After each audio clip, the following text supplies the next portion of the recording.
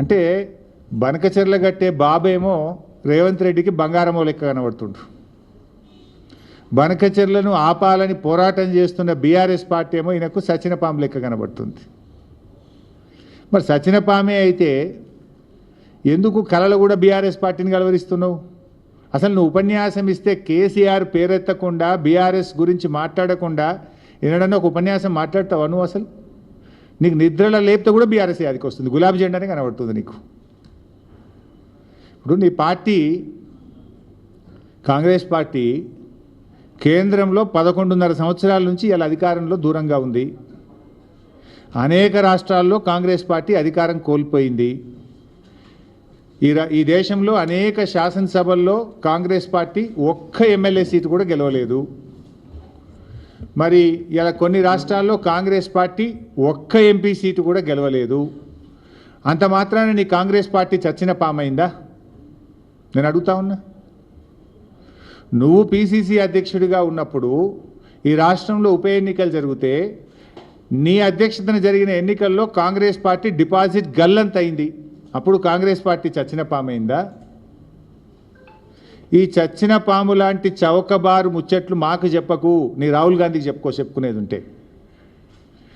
ఈ అతి తెలివితేటలు అవసరం లేదు మిస్టర్ రేవంత్ రెడ్డి గారు. నువ్వు మొన్న ముఖ్యమంత్రి అయిన తర్వాత నీ సొంత జిల్లాలో కూడా బీఆర్ఎస్ పార్టీ ఎమ్మెల్సీ గెలిచింది, గెలవలేదా మొన్న?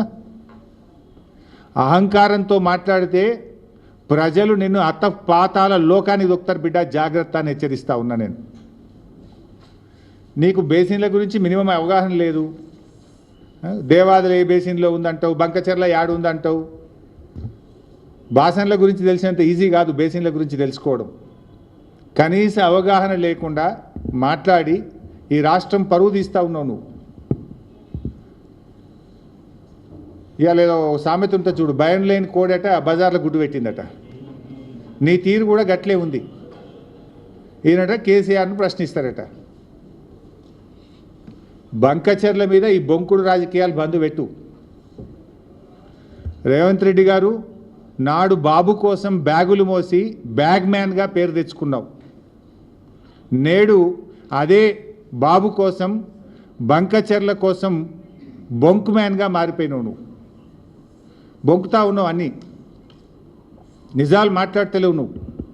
నువ్వే చెప్పినావు. అయినా ఏం చెప్పినావు నువ్వు? నా స్కూల్ బీజేపీ, నా కాలేజ్ తెలుగుదేశం, నేను ఉద్యోగం చేస్తున్నది కాంగ్రెస్ పార్టీలో అని నువ్వే చాలాసార్లు చెప్పినావు మిస్టర్ రేవంత్ రెడ్డి. ఇలా నువ్వు టెక్నికల్గా కాంగ్రెస్ ముఖ్యమంత్రివి, కానీ నీ హృదయం అంతా కూడా ఇంకా అక్కడనే ఉన్నదని ఇలా అర్థమవుతా ఉంది రాష్ట్ర ప్రజలకు.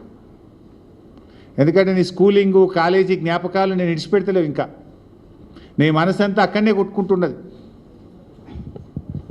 ఎందుకంటే నీ ఆచరణలోనే కనబడుతుంది, నేను చెప్పాల్సిన అవసరం లేదు.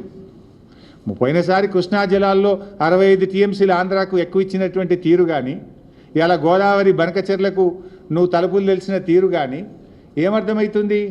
నీ స్కూల్ ఏజ్లో కాలేజ్ ఏజ్లో ఉన్న ఆ చంద్రబాబు నాయుడు గారితోనో తెలుగుదేశం పార్టీతో ఉన్న నీ అనుబంధాలు ఇంకా నువ్వు మర్చిపోలేకపోతున్నావు.